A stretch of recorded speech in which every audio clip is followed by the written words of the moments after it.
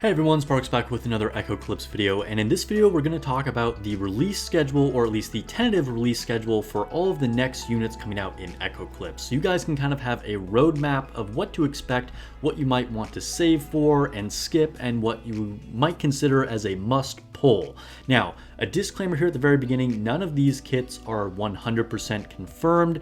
Anything could change, but I'm going off of information from C and then actually more so CN, because Global so far has followed the release schedule and most of the kits that come directly from the CN version of the game. I've looked this up on a variety of sources. You can see it on various Chinese websites. Bilibili is a good one.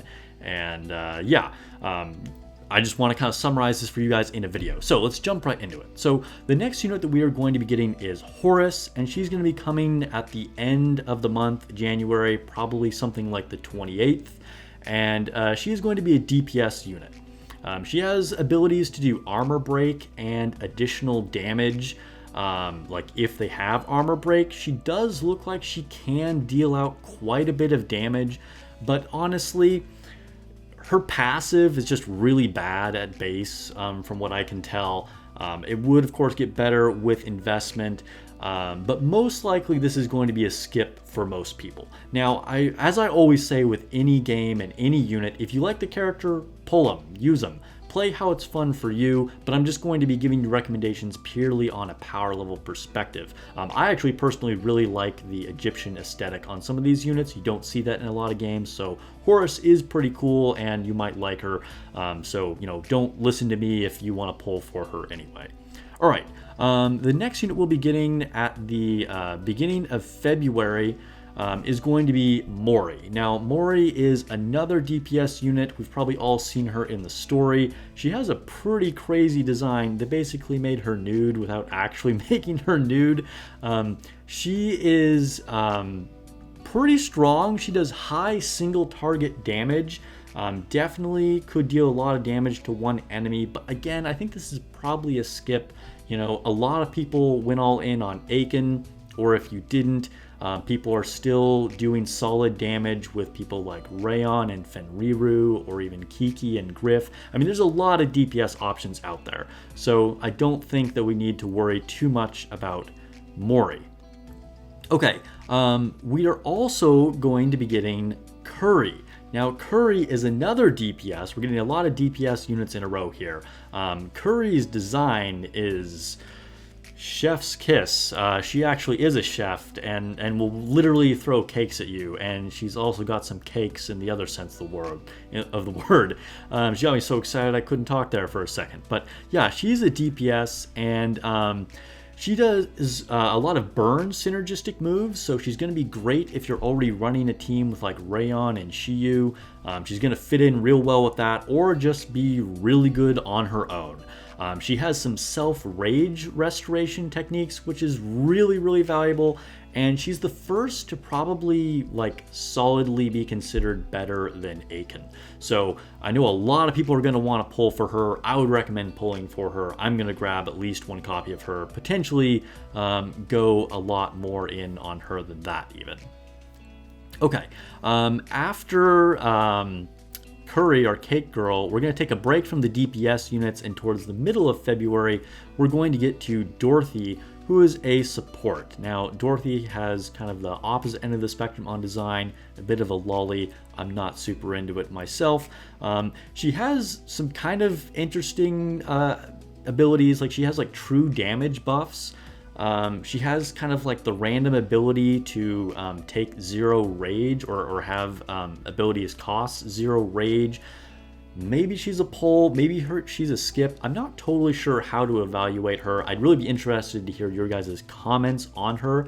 If you have thoughts on Dorothy or a lot of experience with her, particularly in CN, I'd be interested to hear some feedback from you on Dorothy. But I'm going to say, for most people, probably a skip. By the way, if you're liking these videos and you want to get more guides and news on Echocalypse, make sure you subscribe. I'm trying to reach 3,500 subs, and your subscription would really be appreciated.